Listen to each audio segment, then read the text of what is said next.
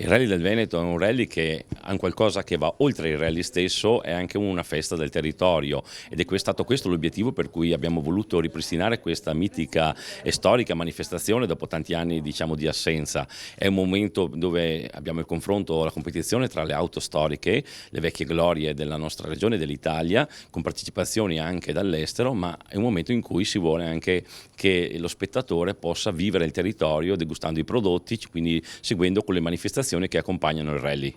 La manifestazione avverrà venerdì e sabato 22 e 23 settembre, la gara sarà il giorno 23 settembre, è una manifestazione che riguarda un'intera valle, la Valle di Lasi, e ha coinvolto la popolazione, ha coinvolto l'amministrazione, ha coinvolto gli operatori economici, in quanto tutti cercano di offrire il meglio del proprio territorio insieme allo spettacolo del rally. La gara è una gara che abbiamo fortemente voluto proprio per abbinare territorio e la nostra passione. Siamo la scuderia più grossa che c'è nella provincia di Verona, insomma comunque abbiamo moltissimi associati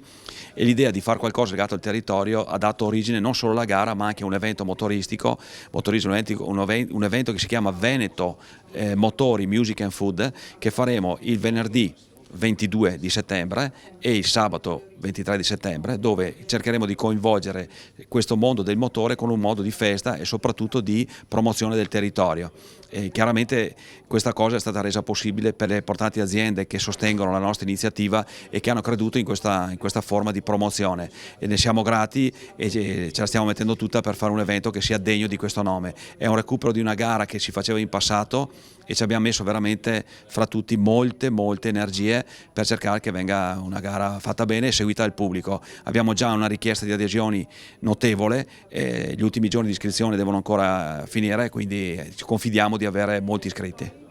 Il rally si svolge con 3 prove speciali da ripetere. La partenza sarà data a Cellore di Lasi, è il comune che dà il nome proprio alla vallata, è una delle vallate più lunghe in provincia di Verona.